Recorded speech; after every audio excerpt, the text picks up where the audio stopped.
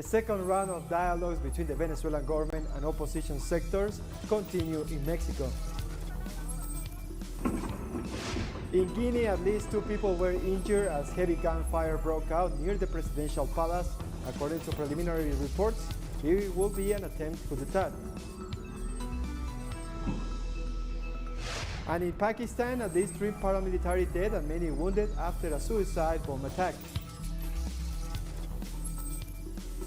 Hello and welcome to teleSUR. I'm José Daniel López in Quito, Ecuador, and this is from the South. The second round of dialogues between the Venezuelan government and opposition sectors continues in Mexico. The dialogue will emphasize on economic issues, which both parties have recognized as priority. The first declarations ratified that the delegations have the determination to support the process and reach agreements in favor of the interests of the people of Venezuela. The second round, which will last until Monday, has the mediation of the Norwegian government and a delegation of observers from Russia, Netherlands, Bolivia, and Turkey. The head of the Venezuelan government delegation, Jorge Rodriguez, has offered brief remarks following the session. We have been working mainly on partial agreements related to extend the Venezuelan people. We are attending that all the economic guarantees that have been blocked to the people of Venezuela will be reincorporated. This is an excellent opportunity for our people to recover the right to economic freedom, the right to maintain the constitutional leader of the country. It is a cordial meeting which implies a positive element. The work is very rigorous. It is an order of the government of Venezuela, of the President Nicolás Maduro, to put all our efforts to get partial agreement soon. Meanwhile, the chief negotiator of the opposition delegation, Gerardo Blyde, has referred to the complexity of the process. We are beginning a hard and complex process that requires us hours and hours of work. But this delegation is committed to listening to all the Venezuelans who want to make contributions. And we will work hard to be able to produce early agreements, which are part of our agenda. The accompanying countries have already been set out in the Memorandum of Understanding. These are Russia and the Netherlands as companions of the process. The group of friendly countries that are in the Memorandum of Understanding are still in the process of finalizing their constitution, and it is in the hands of the Norwegian mediation, the Norwegian facilitation, to finally present this group to the public. During an interview, Venezuelan President Nicolás Maduro said that regarding the process of dialogue held in Mexico between his government and the opposition sector, he expressed that the commission headed by Jorge Rodriguez has delivered 2 important documents to defend the sovereignty of Venezuela. The first document is the immediate lifting of all the financial oil economic trade sanctions against Venezuela, and the immediate return of all bank assets and gold to Venezuela. It is a legally document and also supported by a set of letters signed by a business association asking the return of these resources to the country. And secondly, we have submitted a private document so that the meeting of Mexico issued a statement in defense of Venezuela's rights over La Guyana Esequiba. President Maduro also emphasized that the opposition, by signing a memorandum of understanding, recognizes the legitimacy of the government of Venezuela. This memorandum of understanding is signed by the legitimate Bolivarian government of Venezuela through the representative Dr. Jorge Rodriguez, who is president of National Parliament, and also signed by Gerardo Blyde, who represents the so-called white opposition. There's well established that's the government recognized by the opposition, and that's the opposition recognized by the government. We recognize each other. They themselves sign a document to end the fantasy of the interim government. They are recognizing the legitimate government of Venezuela. The Electoral Tribunal of El Salvador announced this Saturday that it will accept the recent judicial resolution that endorses the presidential re-election. The resolution of the Constitutional Chamber of the Supreme Court of Justice will allow President Nayib Bukele to run for a second term in office. This had been forbidden until now by the Constitution. The Electoral Court emphasized that these resolutions are unappealable and a mandatory compliance. Far-right Brazilian President Jair Bolsonaro continues his attacks on Brazil's Supreme Court. Bolsonaro has issued a threat that demonstrations by his supporters scheduled for Tuesday will serve as an ultimatum to the Supreme Court judges he accuses of acting against him. President Bolsonaro's personal attacks against the Supreme Court go back some time and come in response to the federal Supreme Court blocking some of his government's most conservative policies, launching investigations into several of his key allies, and greenlighting a probe into his COVID-19 response. These one or two people have to learn their places, and the message from you, the Brazilian people, in the streets next Tuesday, the 7th, will be an ultimatum for these two people.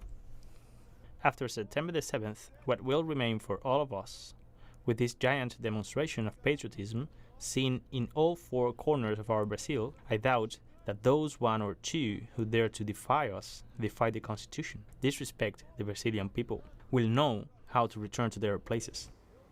In Bolivia, the families of the victims of the Sencata and Sacaba massacres announced that they will continue their mobilizations to demand justice for the crimes that took place in November 2019. The protesters marched on Friday, noting that the mobilization brings together all the movements affected by the 2019 violence, and added that they are preparing a national census to identify all the dead, wounded, detained, and tortured during and after the coup staged against President Evo Morales. They stressed the need to accelerate the judicial process to punish those responsible. Meanwhile, judges rejected a request presented by Yanine Añez's defense team for her release. The death toll after extensive flooding in the northeast of the United States caused by Hurricane Ida has risen to at least 49. The states of New Jersey, New York, Connecticut, Maryland, and Pennsylvania saw tornadoes, record rain, and flooding. President Joe Biden on Thursday issued emergency declarations in New York and New Jersey, allowing for federal aid. The toll was highest in New Jersey, where 25 people died in heavy rains late Wednesday and early Thursday, while 6 more are missing. A majority of the people who lost their lives drowned after their vehicles were caught in flash floods.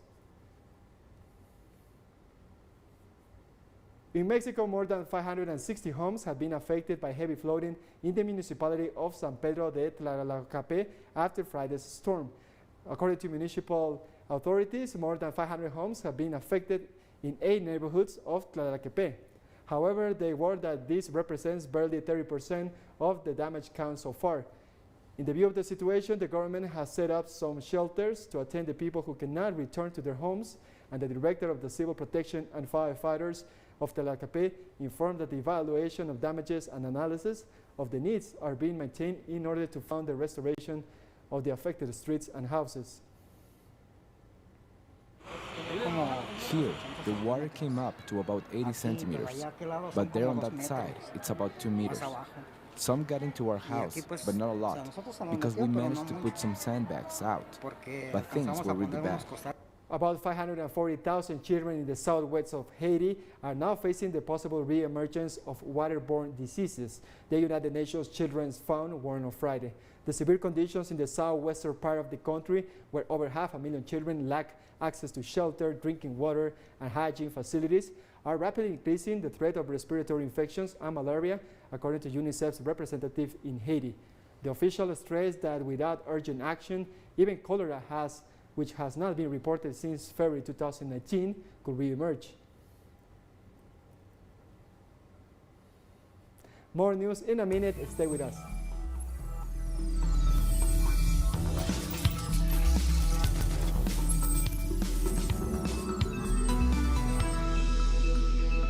Welcome back. At least 2 people were injured as heavy gunfire broke out near the presidential palace in Guinea's capital, Conakry, on Sunday morning, while military vehicles patrolled the streets. According to preliminary reports, it will be an attempt coup d'etat. A military source said that gunfire involved angry members of the special forces and elite army corps. Another military source said that the only bridge connecting the mainland to the Kowloon neighborhood, which houses most of the ministries and the presidential palace, had been sealed off, and many soldiers, some heavily armed, were posted around the palace. A senior government official said that 83-year-old President Alpha Conde was unharmed, but gave no further details. In other news, China continues to lead the efforts to ensure COVID-19 vaccines for all nations. The Chinese Foreign Ministry explained that the vaccines produced by the Sinopharm and Sinovac companies are scheduled to be delivered by the end of October and will be distributed in developing countries, especially in Asia and Africa. China has also launched the initiative for Belt and Road Partnership on COVID-19 vaccines cooperation with 29 countries in a move to make further progress in fair vaccine distribution worldwide. The president of Peru, Pedro Castillo, vowed to speed up the country's COVID-19 vaccination campaign among teachers in urban areas on Friday in order to facilitate a quicker return to in-person classes. Efforts between the Ministry of Health, the Ministry of Education, authorities and teachers. All of us are making these efforts to make this once and for all. Our students could take in-person classes soon. It is not the same doing it virtually than to have contact with the children. How much we desire to be in front of our students. Still, we need to understand parents and children that first they should have the vaccine. Today we start with the teachers of the urban areas because more than 60% of teachers working in rural areas are already vaccinated. Cuba has begun conversations with the World Health Organization on the pre-qualification process for its vaccines against COVID-19, as announced by the president of the Bio-Cuba Pharma Group, Eduardo Martinez. The scientists explained that this process follows the authorization for emergency use granted by Cuba's regulatory authorities for 3 of the domestically made vaccines against COVID-19, Soberana 2, Abdala, and Soberana Plus. The Bio-Cuba Pharma Group, which represents the biotechnology and pharmaceutical industry of the country, has maintained exchanges with Pan American Health Organization and WHO representatives on the development of its treatments and vaccines against the coronavirus. There is no disqualification. It is a whole process that takes some time. Those were the statements made by Dr. Carvajal Bozo yesterday, indicating that they are attentive to the evolution of the vaccines in Cuba and also waiting to share the information to start this process, which I repeat, takes a few weeks if not months. We will evaluate the clinical and technical files, where there will be an exchange with the WHO and the Pan American Health Organization experts. 12 patients from the University Hospital of Guadalupe in Pointe-à-Pitre are being evacuated to mainland France to help take the pressure off hospitals struggling with the weight of COVID-19 cases. Although the number of patients admitted to the emergency unit of the Pointe-à-Pitre University Hospital is decreasing, the hospital's intensive care units are still saturated with 46 patients. In total, 73 COVID-19 patients are in intensive care throughout the archipelago since the start of the 4th wave. 52 medical evacuations have been carried out in order to relieve the different services, according to the regional health agency. I feel relieved that my mother can live. She's going to be able to have real care. She's going to be able to have a chance to live, because nothing is safe here. Unfortunately, nothing is safe. They do everything they can, but nothing is certain. Today, we are doing 2 medical evacuations per island, from the West Indies, Martinique, and Guadeloupe. So that's 24 patients who are evacuated each week. That is 20% of the island's capacity. So it's a huge extraction margin. We will continue for as long as it takes, and as long as the island is still saturated. The island is still saturated in terms of ICU places. It's a device that is already planned for next week, but if it needs to continue, depending on the needs, we will continue. For the 8th consecutive weekend, thousands have rallied in Paris to protest against President Emmanuel Macron's COVID health pass. Demonstrators gathered at the Eiffel Tower in Paris at the call of the right-wing politician Florian Philippon. Under the system of the health pass, introduced progressively since mid-July, anyone wishing to enter a restaurant, theater, cinema, long-distance train, or a shopping center must show proof of vaccination or a negative test. Absolutely. If we have to resist by not going to restaurants anymore, by not going out anymore until the health pass is abolished, yes, I will, absolutely. I am free. I respect those who get vaccinated, but to impose it in this way, I don't agree. In Germany, thousands of people have gathered Saturday in Berlin to demonstrate against racism and in support of climate action and wealth redistribution. Social organizations, including the student climate group Fridays for Future and left-wing political parties, marched under the banner Inseparable. The participants say that not enough is being done to protect the planet, and right-wing radical parties are eroding the democratic system, and pluralism is in danger. The protesters' demands included healthcare investment, more workers' protections, better social housing, and global access to COVID-19 jabs. I am here today to show that areas such as health and existential areas such as housing cannot be left to the open market because this doesn't cater for proper care, but only for the maximum profit at the cost to people like us. That not enough is being done to protect our planet, that right-wing radical parties are eroding our democratic system, and that pluralism is in danger. And we'll have more stories coming up after one last break, so stay with us.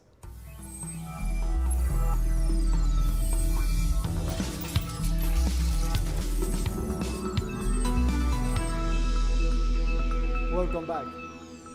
A suicide bomber detonated his explosives in Pakistan, killing at least 3 paramilitary troops and wounding 15 others. According to authorities, the attacker had walked toward the checkpoint controlled by the paramilitary Frontier Corps on the capital of Balochistan province. Police said body parts were found at a distance from the security post after the bombing. Some of the wounded were in critical condition and the death toll could rise, police said. Banned militant group Tariq-e-Taliban Pakistan, also known as the Pakistani Taliban, claimed responsibility for the morning attack. The U.S. President Joe Biden has signed an order to release FBI documents on 9/11 attacks. Biden's decision to move on the executive order this week reportedly comes after 9/11 victims' families on Thursday asked an inspector general in the Department of Justice to investigate their claims that the FBI lied about or destroyed evidence linking Saudi Arabian officials to the team of al-Qaeda hijackers. The executive order signed by Biden on Friday said that the full record will be disclosed in batches over the coming 6 months. Protesters have rallied in front of the presidential palace in Kabul to demand that the new Taliban leadership respect women's rights. A document was distributed calling for Afghan women to be granted full rights to education and participation in the country's social and political fields. The Taliban has promised a more inclusive government than during its last rule between 1996 and 2001, but many remain skeptical. Afghan women say limited progress during the 20-year foreign intervention and war, mostly concentrated in Kabul. The situation for women in the rest of the country remains much the same, if not worse, as they suffer the impacts of the conflict. They must make sure women participate in their government. We know that women form a majority of the population of Afghanistan. If they are not prepared in areas like education, health, and politics, and do not have a role in these areas in our society, so the world will not recognize us. They will not hear our voice. We continue in Afghanistan, where our collaborator Bak Jones brings us new information about the situation in the country. There are contradictory reports from Afghanistan about the reality of the situation in the Panjshir Valley. The Taliban movement confirmed its control over several important areas of the valley, while Panjshir tribal leaders make it clear that they have managed to repel the Taliban attack, and that Panjshir is still under their control, not under Taliban control. This is one of the most complex security dossiers, especially considering that the U.S. agreement with the Taliban has not been accepted by several Afghan parties, such as Panjshir leaders and other Afghan leaders who led the country, such as Amrullah Saleh, former vice president in former President Ashraf Ghani's administration, who continued to insist on fighting the Taliban, so much so that they considered them as an occupying force to be dealt with. Pakistan sent a high-level intelligence delegation to the Afghan capital, Kabul, headed by General Faiz Hamid Chowdhury, to discuss issues of major national security concern. The main theme is border security, and armed insurgent organizations such as ISIS-Daesh and Baloch rebel groups that have taken refuge in Afghanistan. The Pakistani delegation will also discuss with senior Taliban officials ways to enhance security and intelligence cooperation. This visit is believed to be the first of its kind from the Pakistani side and is of great importance to both Pakistan and Afghanistan. This coincides with an accelerated Chinese-Afghan rapprochement. especially after Taliban spokesman Zabihullah Mujahid announced that China is now considered Afghanistan's main partner, which shows that there are important agreements to be implemented soon between Afghanistan and China, which could include Afghanistan in one of China's most gigantic One Road, One Belt projects. A delegation from the government of Lebanon arrived in Syria on Saturday to agree on the details of an agreement for the import of electric power. The Lebanese ministerial delegation is the first to arrive in Syrian territory since the beginning of the war in that country 10 years ago. The meeting is aimed at finalizing the conditions for the import of electric energy from Jordan and natural gas from Egypt through the Syrian territory. The negotiations are complex due to the influence of the United States, whose unilateral sanctions against Syria conditioned the success of the project. Lebanon is suffering from a severe fuel and power shortages that are paralyzing public services, commercial and industrial activities. The two sides discussed the tough conditions that both countries face, especially when it comes to issues of electricity and gas. The Lebanese side asked if it was possible for Syria to help Lebanon by bringing Egyptian natural gas and Jordanian electricity through Syrian territory. The Syrian side welcomed this request and reassured Lebanon of the readiness of Syria to fulfill it. The two sides agreed to continue looking into the technical details. International experts praised China for sharing technological achievements with countries along the Belt and Road, saying that improvements in digital trade services will boost the development of many economic sectors. Their remarks follow President Xi Jinping's speech at the Global Trade in Services Summit of 2021, China International Fair for Trade in Services. In his speech, Xi Jinping said China will create more possibilities for cooperation by scaling up support for the growth of services sector in Belt and Road partner countries and by sharing China's technological achievements with the rest of the world. How these technologies can be used to really improve the way we operate today. I think that China is going to be playing a very, very significant role in this respect. And this is going to impact on travel, it's going to impact on tourism, it's going to impact on manufacturing, it's going to impact even on exploration, whether it is mineral exploration in the ground or space exploration, because these technologies are technologies that have the capacity to be able to give us information and data that the eye cannot see, but that technology can uncover. We come to the end of this news brief, and remember you can find this and many other stories as always in our website at telesurenglish.net. And join us on social media, Facebook, Twitter, and Instagram. For TeleSUR English, I'm Jose Daniel Lopez. Thank you for watching.